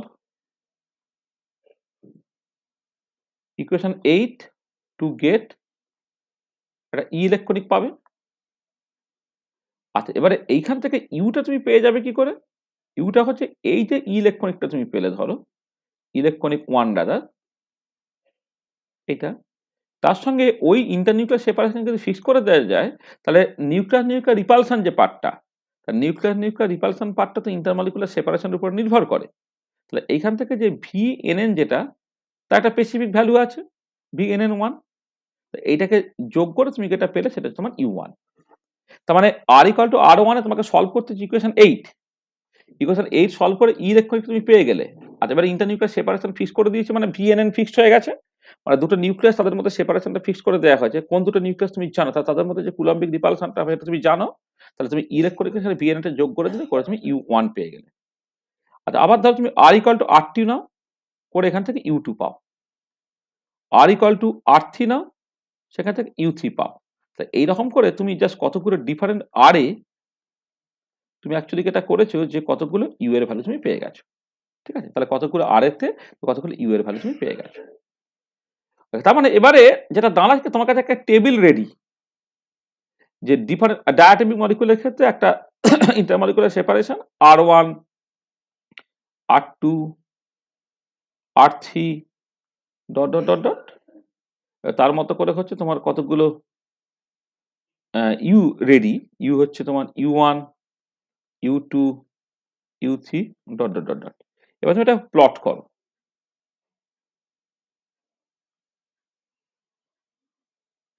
তাহলে যদি তুমি এদিকে ইউ লেখো, এটা সার্টেনলি আর এর ফাংশন, আর এদিকে আর লেখো ইন্টারমলিকুলার সেপারেশনটাকে লেখো, হ্যাঁ, তাহলে তুমি একটা ছবি দেখতে পাবে, যে ছবিটা ধরো এরকম দেখতে, এরকম একটা ছবি তুমি জাস্ট দেখতে পেলে। ঠিক আছে, এটা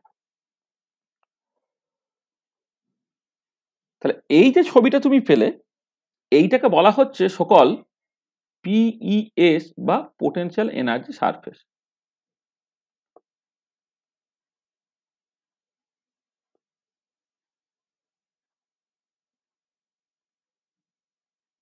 এটা হচ্ছে তোমার পোটেনশিয়াল এনার্জি সারফেস। ঠিক আছে, আচ্ছা, তাহলে এই যে পোটেনশিয়াল এনার্জি সারফেস, এটাকে নাম পোটেনশিয়াল এনার্জি কেন? কারণ দেখো এটার মধ্যে হচ্ছে মানে this includes the electronic energy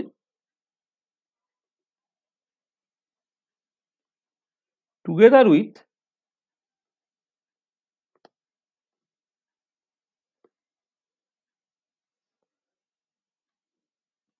with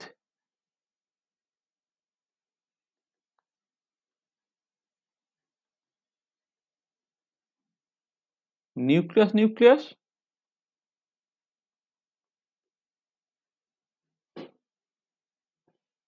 repulsion energy.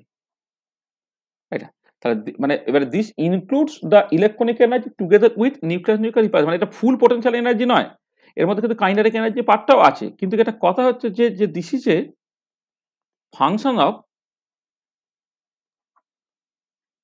Position of the nucleus, বা এই পার্টিকুলার কাছে internuclear separation, this is a function of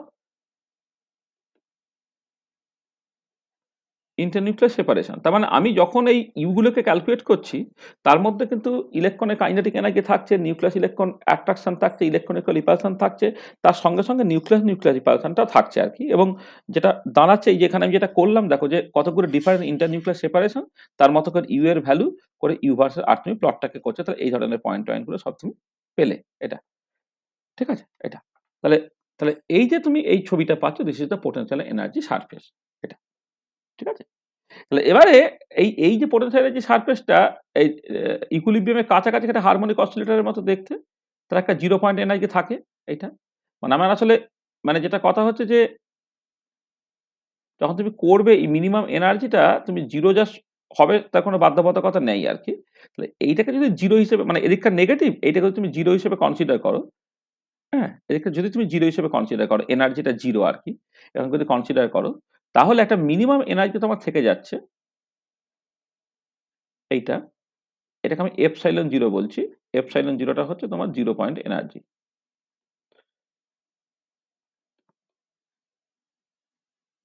0 point energy থাকতে হচ্ছে এটা। আর এবারে এই একটা পার্টিকুলার এনার্জি যে একটা পার্টিকুলার ইন্টারনিউক্লিয়ার সেপারেশন যার জন্য এনার্জি তোমার মিনিমাম হচ্ছে, তাকে আর ইকুইলিব্রিয়াম বলছি। তার মানে আর ইকুইলিব্রিয়ামটা হচ্ছে তোমার ইকুইলিব্রিয়াম বন্ড লেন্থ বা ইকুইলিব্রিয়াম ইন্টারনিউক্লিয়ার সেপারেশন আর কি, যা খুশি বলতে পারো তুমি, ইকুইলিব্রিয়াম বন্ড লেন্থ এইটা। এবং সেটা কি না, at R equal to R equilibrium U is minimum. তাহলে যেখানে তোমার এনার্জির মিনিমাটা হচ্ছে সেটা মোস্ট স্টেবল সিচুয়েশন। হ্যাঁ, এবং একটা পোটেনশিয়াল এনার্জির ডেপথে আছে কিন্তু তুমি ডান দিক বাঁ দিকে যদি তুমি পাঠিয়ে দাও, সে আবার আগের জায়গায় ফিরে আসার চেষ্টা করবে, সেখানে এটা একটা ইকুইলিব্রিয়াম পজিশন।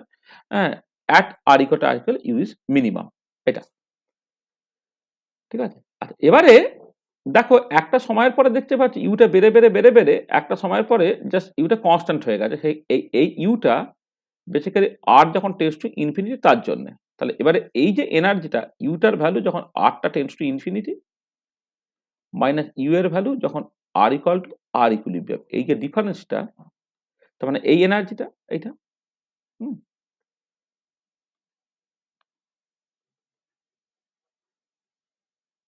হ্যাঁ, তাহলে এই যে ডিফারেন্সটা যে ইউ যখন আর টেন্ডস টু ইনফিনিটি, সেটা হচ্ছে এই ভ্যালুটা, মানে এই যে ভ্যালুটা একদম পুরো এই ভ্যালুটা। আর যখন R equal to R equilibrium, এই যে ডিফারেন্সটা সেটাকে আমি ডি ইকুইলিব্রিয়াম নাম দিচ্ছি। একে বলা হচ্ছে equilibrium bond dissociation energy.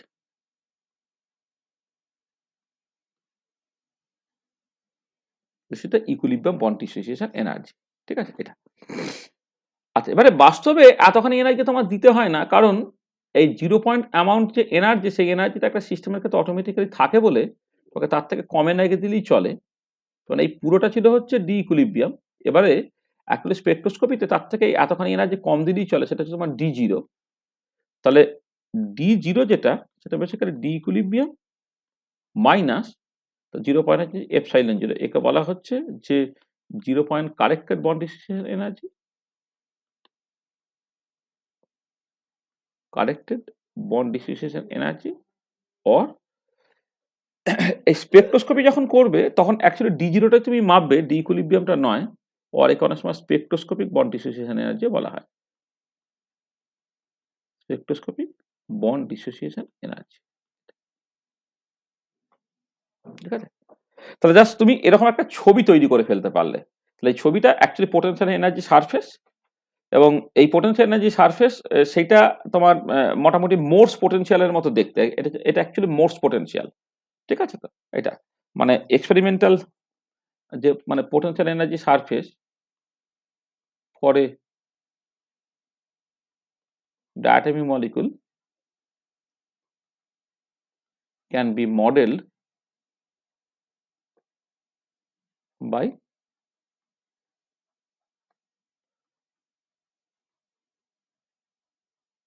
Morse oscillator।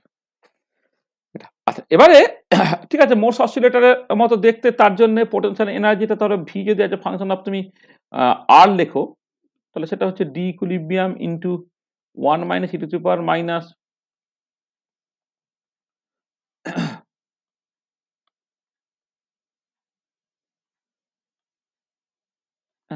VR হচ্ছে D equal 1 minus e to the power minus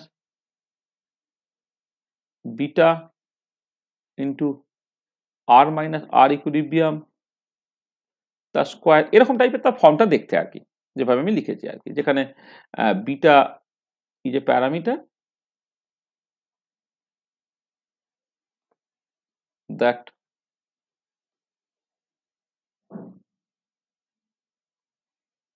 depends on force constant, একটা বন্ডে একটা ফোর্স কনস্ট্যান্ট থাকবে, force constant K and equilibrium bond decision যে ডি ইকুইলিব্রিয়াম। হ্যাঁ, এটা হচ্ছে মোর অসিলেটর। তার মানে অ্যাকচুয়ালি ফর্মটা হচ্ছে এরকম দেখতে। এবার কথা হচ্ছে যে তুমি যদি এই ইকুইলিব্রিয়াম পজিশনে খুব কাছটায় থাকো, সেটা কেমন দেখতে? সেটা হারমোনিক অসিলেটরের মতো দেখতে। এটা এটা ইম্পর্টেন্ট। আমি মোর অসিলেটর নিয়ে 6 সেমিস্টারে খুব ভালো করে আলোচনা করব। অনেক কিছু এখানে বলার একটা সুযোগ আছে। হ্যাঁ, খুব ভালো করে আলোচনা করব এই পার্টটা। এটা কিন্তু আমি জাস্ট এখানে এইটাকে নিয়ে ডিটেলে ঢুকছি না। যেটা কথা হচ্ছে যে নিয়ার দ্য ইকুইলিব্রিয়াম জিওমেট্রি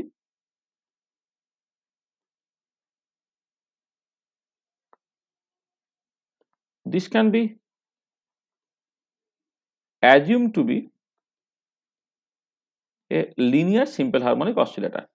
মানে এই ইকুইলিব্রিয়াম পজিশনের কাজটা দেখা একদম প্যারাবোলিক পোটেনশিয়াল, হ্যাঁ, লিনিয়ার সিম্পল হারমোনিক অসিলেটর মতো তুমি ভাবতে পারবে, যার জন্য তোমার পোটেনশিয়াল এনার্জিটা ভিআরটাকে তুমি লিখতে পারবে হাফ কে into r minus r equilibrium তার স্কোয়ার, এইরকম ভাবে তুমি তখন ভাবতে পারবে।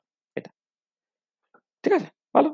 তাহলে এবারে খেয়াল করে দেখো, তাহলে এই যে মানে ভিআরটা হচ্ছে হাফ কে into r minus r equilibrium তার স্কোয়ার, বা অর তুমি লিখতে পারো ভি এক্স যদি বলো, সেটা হচ্ছে হাফ কে এক্স স্কোয়ার, এরকম ভাবে লিখতে পারছো, যেখানে কিনা এক্সটা হচ্ছে আর মাইনাস আর ইকুইলিব্রিয়াম। তাহলে আর মাইনাস আর ইকুইলিব্রিয়ামটা হচ্ছে displacement from the equilibrium position.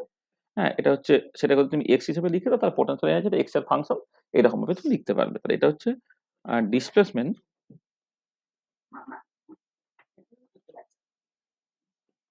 From the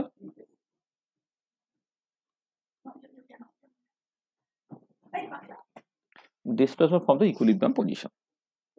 এটা এটা হলো এটা। তাহলে এবারে দেখো, তাহলে এবারে আমি যেটা দেখতে পাচ্ছি যে এই যে পোটেনশিয়াল এনার্জিটা তোমার এমনিতে মোর্স অসিলেটরের মতো, কিন্তু ওই ইকুইলিব্রিয়াম পজিশনের কাছাকাছি যখন তুমি থাকছো, সেটা হারমোনিক অসিলেটরের মতো দেখতে, প্যারাবোলিক পোটেনশিয়াল তুমি পেয়ে গেলে আর কি। আচ্ছা, এবারে তুমি চলে এসো নিউক্লিয়ার শ্রোডিঞ্জার ইকুয়েশন। তাহলে নিউক্লিয়ার শ্রোডিঞ্জার ইকুয়েশনে যখন তুমি চলে এলে, তখন কি হচ্ছে না, তোমার এই যে total Hamiltonian into Sai equal to যখন ই সাই তুমি লিখছো, এখানে এই এর মধ্যে তোমার নিউক্লিয়াসের কাইনেটিক এনার্জি পার্টটা রইল, এই যে নিউক্লিয়াসের কাইনেটিক এনার্জি পার্টটা রইল। আর খেয়াল করে দেখো যে এই যত রকমের বাকি এনার্জি ছিল, মানে এই নিউক্লিয়ার কাইনেটিক এনার্জি পার্টটা বাদ দিয়ে, এই যে নিউক্লিয়ার কাইনেটিক এনার্জি পার্টটা বাদ দিয়ে বাকি সবকিছু কিন্তু সকল এই এইচ বিও তার মধ্যে ঢুকিয়ে দেওয়া হয়েছে। এটা এবং যে পার্টটা আমি অ্যাকচুয়ালি সলভটা করেছি, করে তোমার এই যে এটাকে সলভ করি, তুমি তো ইউটা পেয়েছো। তার মানে এটা দাঁড়াচ্ছে যে তোমার nuclear repulsion, nucleus electron attraction, electron repulsion এবং ইলেকট্রনের কাইনেটিক এনার্জি সবটাই কিন্তু ইউ এর মধ্যে তোমায় ঢুকিয়ে দেওয়া হয়েছে। তাহলে এটা ইউ, তার মানে টিএন এটা ইউ এইটা, এবং যেটা তোমার ইন্টারনিউক্লিয়ার সেপারেশন তার ফাংশন এইটা, সেটা তোমার বেসিক্যালি সাই এর উপরে কাজ করলে তোমার দেবে হচ্ছে ইনটু সাই। দেখো এইখানে কিন্তু তুমি যখন নিউক্লিয়ার শ্রোডিঞ্জার ইকুয়েশনটাকে লিখছো, তখন instantaneous position of the electron সেটা নিয়ে মাথা ঘামানোর দরকার পড়ছে না।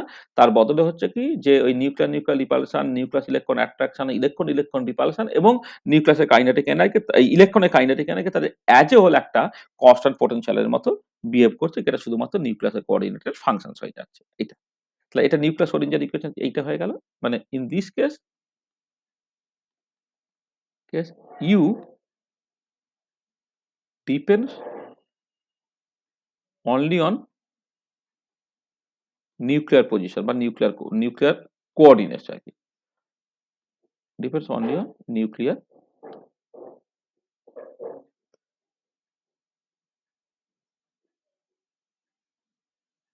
এটা নিউক্লিয়ার কোঅর্ডিনেটস এর উপরে পুরো জিনিসটা তোমার নির্ভর করে যাচ্ছে।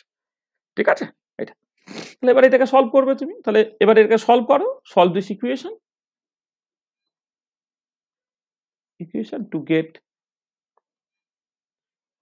টোটাল এনার্জি E, মানে মলিকুলটার অ্যাজ এ হোল জেনে total energy E and total wave function সাই। তো দেখো তাহলে অ্যাকচুয়ালি যখন প্রবলেমগুলোকে সলভ করতে তোমাকে কি করতে হচ্ছে, তাহলে তোমাকে এই বিও অ্যাপ্রক্সিমেশনটাকে মাথায় রেখে সলভ করতে হচ্ছে। তাহলে বিও অ্যাপ্রক্সিমেশন যেটা আমি বলে দিচ্ছি, তুমি নিউক্লিয়ার মোশন এবং ইলেকট্রনিক মোশনকে সেপারেট করতে পারো। তাহলে প্রথমে আমি ইলেকট্রনিক মোশন নিয়ে কথাবার্তা বললাম, যেখানে নিউক্লিয়ার রিপালশনটাকে তোমার ফিক্স ধরে নেওয়া হচ্ছে, বা নিউক্লিয়ার কাইনেটিক এনার্জিটাকে 0 ধরে নেওয়া হচ্ছে, করে সেই মতো করে শ্রোডিঞ্জার ইকুয়েশনটাকে সলভ করা হলো। করে তুমি just electronic energy as a functions of internuclear separation তুমি বের করলে, করে পোটেনশিয়াল এনার্জি সারফেস পেলে।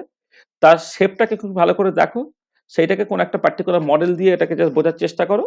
হ্যাঁ, সে মডেলটা হচ্ছে মোস অসিলেটর মডেল হতে পারে, বা ইকুইলিব্রিয়াম জিওমেট্রি থেকে কিন্তু খুব বেশি সরবো না মনে করি, একটা হারমোনিক অসিলেটর মডেল তুমি ভাবতে পারো। হ্যাঁ, এবারে তুমি ওভারঅল শ্রোডিঞ্জার ইকুয়েশন বা নিউক্লিয়ার সেখানে শ্রোডিঞ্জার ইকুয়েশনটাকে লেখো, সেটাকে সলভ করো, করে ওভারঅল ওয়েভ ফাংশন তুমি পেয়ে যাও। এই হচ্ছে তোমার নর্মাল রাস্তা কেমন করে তোমার অ্যাকচুয়ালি প্রবলেমগুলোকে সলভ করা হবে। ঠিক আছে, বোঝাতে পেরেছি জিনিসটা?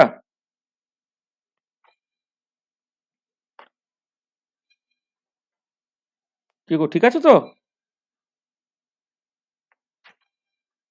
হ্যাঁ স্যার, বুঝতে পেরেছি। হ্যাঁ স্যার। এইটা তাহলে এই হচ্ছে, দেখো যে মোটামুটি যে ব্যাকগ্রাউন্ডটা আমাদের তৈরি করার দরকার ছিল আর কি, মানে সেই পুরোটাই আমরা বলে ফেললাম। মানে মানে কি বলবো, মানে পুরোটাই বলে ফেললাম ইন দ্য সেন্স যে তোমার মানে এবারে একদম ইনঅর্গানিক কেমিস্ট্রি ঘেঁষা যে একটু পার্ট আর কি, সেই পার্টটা মানে যে পার্টটা যেটা তোমরা অলরেডি পড়েছো আর কি, সেই পার্টটাই শুধু জাস্ট বাকি থাকছে আমাদের। এরপর যে 3টে জিনিস করতে হবে আর কি, সেটা তোমরা পড়েছো, তবু আমি বলছি যে নেক্সট যে জিনিসগুলো নিয়ে আমাদের অ্যাকচুয়ালি আলোচনাটাকে করতে হবে।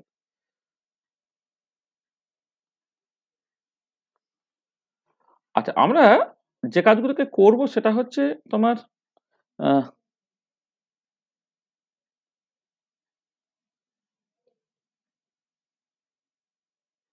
কোভালেন্ট বন্ডিংটাকে করব। আর কোভালেন্ট বন্ডিং এর জন্য তোমরা দেখো থার্ড সেমিস্টারে ইনঅর্গানিক কেমিস্ট্রিটাকে মাথায় রাখো, আমি বলবো। মানে তোমার এটা থার্ড সেমিস্টারে ইনঅর্গানিক কেমিস্ট্রিতে যে বন্ডিংটা ছিল একদম শুরুতে, মানে আমি ক্যালকাটা ইউনিভার্সিটির স্টুডেন্ট তো আজকে যারা আছো নাকি মোটামুটি সবাই, আদার দ্যান ক্যালকাটা কেউ নেই তো আজকে, তাই তো? ওদের তো গত সেমিস্টার এই পার্টটা হয়ে গেছে। আচ্ছা, এবারে এই যে কোভালেন্ট বন্ডিং গত সেমিস্টারে আমি পড়িয়েছিলাম ওদেরকে। আচ্ছা, ইনঅর্গানিকে তোমরা থার্ড সেমিস্টারে কোভালেন্ট বন্ডিংটা পড়েছো। এবারে এইখানে তোমরা যখন কোভালেন্ট বন্ডিংটা পড়েছো, প্রথমে কিছু ওই এম্পিরিক্যাল লস টস গুলো পড়েছো আর কি, মানে ধরো ভেসপার থিওরি পড়েছো, বেনস রুল পড়েছো, হাইব্রিডাইজেশন পড়েছো, তারপরে তোমার পড়েছো, এটা হচ্ছে ওই লুইস ইলেকট্রন ডট স্ট্রাকচার, এইসবগুলো পড়েছিলে মনে আছে তো? হ্যাঁ স্যার।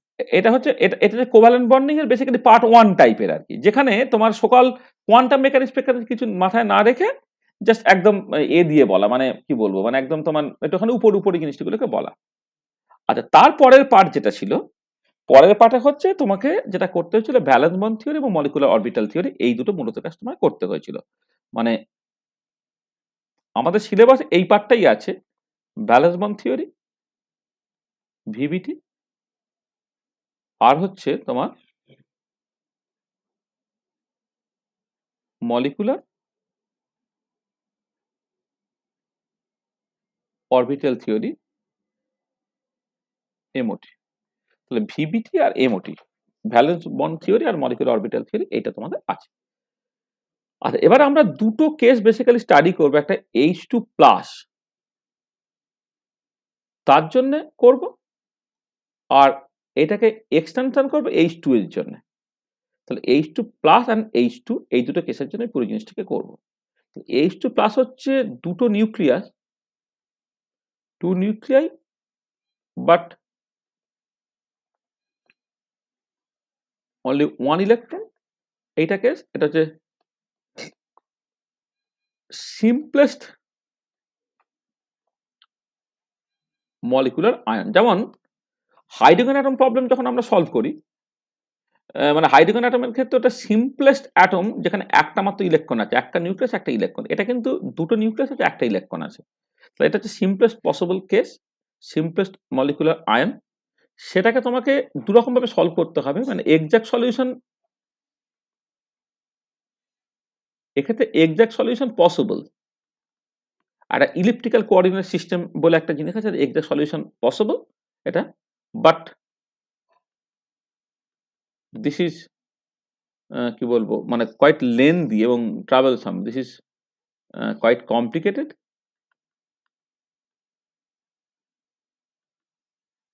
Quite complicated. সেটা তার উপায় হচ্ছে, ওয়ে আউট হচ্ছে তোমার ওই লিনিয়ার ভেরিয়েশন প্রিন্সিপাল কাজে লাগিয়ে এই প্রবলেমটাকে করবে, এলসিএ করে, লিনিয়ার কম্বিনেশন আর অ্যাটমিক অরবিটালস করে এটাকে আমি করবো। মানে তোমার যেহেতু দুটো নিউক্লিয়াস আছে, দুটো নিউক্লিয়াসে এর একটা 1s অরবিটাল, ওর একটা 1s অরবিটাল, দুটো 1s অরবিটাল লিনিয়ার কম্বিনেশন নিয়ে আমি ও প্রবলেমটাকে সলভ করবো। এটা হচ্ছে অ্যাপ্রক্সিমেট মেথড। এলসিওটা হচ্ছে ওই লিনিয়ার ভেরিয়েশন প্রিন্সিপালকে কাজে লাগিয়ে করা, এটা হচ্ছে অ্যাপ্রক্সিমেট মেথড। এটা অ্যাপ্রক্সিমেট মেথড এটা। তাহলে এইটাতে একটু বেশি সময় দিতে হবে। তারপরে তোমাদের অ্যাকচুয়ালি ইনঅর্গানিক কেমিস্ট্রিতে যে পার্টটা পড়া হয় ওকে H2, সেইটা এবারে যেটা হচ্ছে মানে এক্সট্রাপোলেশন টু H2, মানে এই যে এই কাজটা যেটা করলাম H2 প্লাসের জন্য পুরো জিনিসটাকে করে সেটাকে আমি H2 এর জন্য কেমন দেখতে হবে সেই এক্সট্রাপোলেশনটাকে করবো আর কি। এইটা তাহলে ভ্যালেন্স বন্ড থিওরি এবং মলিকুলার অরবিটাল থিওরি, এই দুটো পার্ট তোমাকে করতে হবে। তাহলে ভ্যালেন্স বন্ড থিওরি এবং মলিকুলার অরবিটাল থিওরি এটা H2 প্লাসের জন্য এবং H2 এর জন্য করতে হবে। এইটা তাদের এবারে রিলেটিভ কম্পারিজনটার দরকার আছে, রিলেটিভ কম্পারিজন, অ্যাডভান্টেজেস,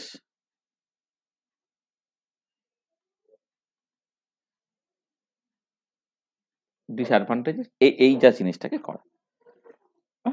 তাহলে এবারে দেখো এই যে জায়গাটা, এই জায়গাটা ইনঅর্গানিক কেমিস্ট্রিতে একবার পড়া হয়েছে এবং পরীক্ষা এই জায়গাটা একটু কমপ্লিকেটেড বলে পরীক্ষা অ্যাকচুয়ালি যেটা পড়বে সেটা হচ্ছে ইনঅর্গানিক কেমিস্ট্রি ঘেঁষা জিনিসপত্রই পড়বে।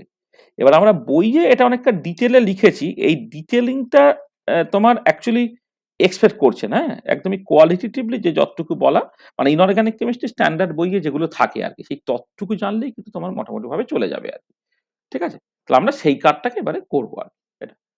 হ্যাঁ, তাহলে এটা এবারে আজকে একটা পার্ট শুরু করা যায়, মানে কটা বাজে, নাহলে নেক্সট দিনে করা যেতে পারে, 1:30 বেজে গেছে অলরেডি। না আমার তাহলে এক কাজ করা যায়, এই পর্যন্ত আজকে থাক। হ্যাঁ, আজকে আর বেশি পড়তে হবে না। তাহলে আমাদের একদমই যা যা ব্যাকগ্রাউন্ড ইত্যাদি দরকার সেটা হয়ে গেছে। এবারে এই পার্টটা আমি বলবো কি, এটা তোমার মানে আমি রিভিশনের মতো করে দেখছি, হচ্ছে এক হচ্ছে গতবারে যেটা পড়িয়েছিলাম তার ভিডিওটা আমি দিয়ে দিতে বলছি, সেটা তুমি একটুখানি দেখবে। থার্ড সেমিস্টারে ইনঅর্গানিকে এই balance bond theory, molecular orbital theory for H2 plus এবং H2 সেটা যেটা তুমি পড়েছিলে আর কি, সেই পার্টটা তুমি একটুখানি জাস্ট করে নেবে আর কি, রিভিশন করো। হ্যাঁ, সেটা আমি গতবারের ভিডিওটাও দিয়ে দিচ্ছি, প্লাস থার্ড সেমিস্টারে ইনঅর্গানিকে যেটা পড়েছিল সেটা একটুখানি পড়ো এইটা। আর আমাদের খান দুয়েক ক্লাস লাগবে আর কি, এই দুটো ক্লাস আমি জাস্ট এই আগামী 2-3 দিনের মধ্যে এই খান দুয়েক ক্লাসটা দিয়ে দেওয়ার চেষ্টা করবো। কালকে একটা চেষ্টা করবো একটা ক্লাস যদি দিয়ে দেওয়া যায় এ করে, কাল বা পরশু, আর একটা হচ্ছে মঙ্গলবার টঙ্গলবার করে দেবো আর কি। হ্যাঁ, করে দিয়ে মানে 3-4 তারিখের মধ্যে, হ্যাঁ ওটা মানে সামনের শুক্রবার পর্যন্ত যাব না আর কি। হ্যাঁ, তার আগেই আমরা এই যে যা 2-3টে ক্লাস যেটা বলার কথা সেটা আমরা বলে নেবো। আর তোমাকে ওই ভিডিওগুলো আমি দিয়ে দিচ্ছি এখন। আর তার সাথে সাথে হচ্ছে তোমার ওই ইনঅর্গানিকের যে কোভ্যালেন্ট বন্ডিং এর যতটুকু পার্ট তুমি পড়েছিলে, হ্যাঁ, মানে মলিকুলার অরবিটাল ডায়াগ্রামই তো মূলত প্রচুর পড়েছো তুমি, ডায়াটমিক মলিকুল, তার মানে সমস্ত ডায়াটমিক মলিকুলের ক্ষেত্রে, জলের ক্ষেত্রে, BH2 এর ক্ষেত্রে, কার্বন মনোক্সাইডের ক্ষেত্রে, কার্বন ডাইঅক্সাইডের ক্ষেত্রে, এই এত কিছু আমার লাগবে না, কিন্তু আমাদের জাস্ট সিম্পলি এই দুটো জিনিস জাস্ট করতে হবে।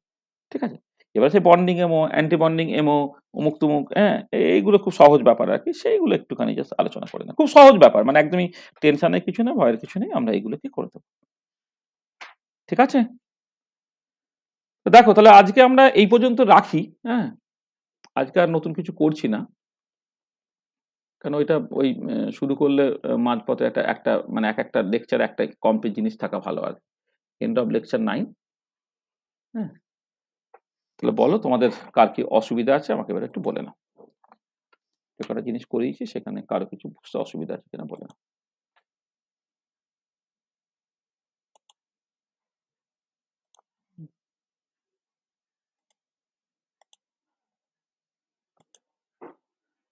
ঠিক আছে, যতটুকু বলেছে বুঝতে পেরেছো তো? হ্যাঁ, এইটুকু তৈরি করো, এইটুকু তৈরি করো তাহলেই হবে। আর কোভ্যালেন্ট বন্ডিং ওই যেটা জাস্ট যতটুকু জিনিস বাকি আছে সেটা হচ্ছে মানে খুব ডিটেলে পড়লে অনেকটা কমপ্লিকেটেড ব্যাপার, কিন্তু তোমাদের পরীক্ষায় কোশ্চেন্স একদমই ট্রিভিয়াল কোশ্চেন্স আসবে, সেটাকে একটা দরকার আমাদের মানে দুটো ক্লাসে আমি বলে দেবো, মানে একটা ক্লাসে করবো না, দুটো ক্লাসে বলে দেবো, তাহলে সুবিধা হবে। একদিন H2 প্লাসটাকে বলে দেবো আর একদিন H2টাকে বলে দেবো। হুম? তাহলে এবারে পরীক্ষার জন্য একদম প্রিপেয়ার্ড হয়ে যাও, মানে পরীক্ষার জন্য একদম রেডি তো নাকি? স্ট্যাটিস্টিক্যাল রুদ্রানী পুরো রেডি? হ্যাঁ স্যার। Numerical methods ready? হ্যাঁ স্যার, তো পড়ছি। পড়ছিস, ওটা ভালো করে পড়বি, ওটা কিন্তু মানে মানে যত্ন করেই পড়ানো হয়েছে কিন্তু পুরো জিনিসটা, এটা থিওরিটিক্যাল পেপারের মধ্যে পড়ছে তো এটা, সেটাকে ভালো করে পড়বি।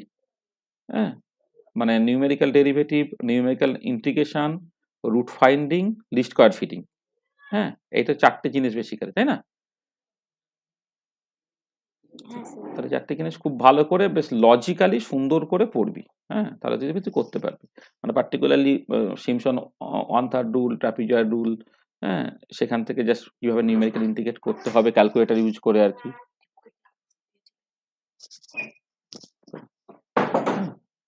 ঠিক আছে, আর ওদিকে তোমার কোয়ান্টামটা, কোয়ান্টামটা দেখবে তোমার এই এখন পর্যন্ত যেটা পড়ালাম এর মধ্যেই মানে কোয়ান্টাম পার্টের 95% কোশ্চেন কিন্তু এর মধ্যে থেকেই পড়বে, আর বাকি যে মানে 5% কোশ্চেন থাকে সেটা হচ্ছে নেক্সট দুটো ক্লাসে পড়াবো তার মধ্যে পড়বে।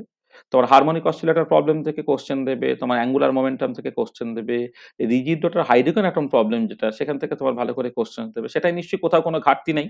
মানে অ্যাকচুয়ালি দুবার করে পড়ানো হয়েছে। গত সেমিস্টারে তোমরা মানে সব ক্লাসটা করোনি না, এই ক্লাসগুলো করেছিলে তো জানি লাস্ট সেমিস্টারে? না স্যার। করোনি। ঠিক আছে, মানে গতবারও পড়িয়েছে আবার পড়ালাম। হ্যাঁ, মানে এমনি মানে খুব স্লোলি এবং সিস্টেমেটিক্যালি পরপর করে হয়েছে সেটা বুঝতে পেরেছো তো? মানে কোথাও কোনো মানে তাড়াহুড়ো হয়েছে এরকম নয় তো? তাহলে বলো। না স্যার, ওই জায়গাগুলো তো ঠিকঠাকই আছে। ঠিক আছে, তাহলে কোন জায়গাটা ঠিকঠাক নেই এখন পর্যন্ত যা পড়িয়েছি? না, সবটাই ঠিক আছে। ঠিক আছে তো? মানে আজ পর্যন্ত একদম ঠিকঠাক আছে তো? হ্যাঁ স্যার। ঠিক আছে, আর ওই যে দুটো জিনিস আছে মানে দুটো ক্লাস আমি দেখবো আবার ওই ঠিক ঠিক করেই বলে দেবো তোমাদেরকে, অত টেনশনের কিছু নেই। হুম, এ করে মানে আগামী 2-3 দিনের মধ্যেই আমি ওই দুটো ক্লাস দিয়ে তুমি জিনিসটাকে করে দেবো, মানে এবছরের মধ্যে করে দেবো ঠিক করেছিলাম, চেষ্টা করছি এবছরের মধ্যে, মানে তো আজ কালকে তো এবছর লাস্ট তাই তো? হ্যাঁ,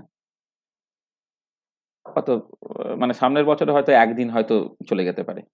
হুম, ঠিক আছে তাহলে আজকে এই পর্যন্তই রাখলাম, রেখে দিলাম।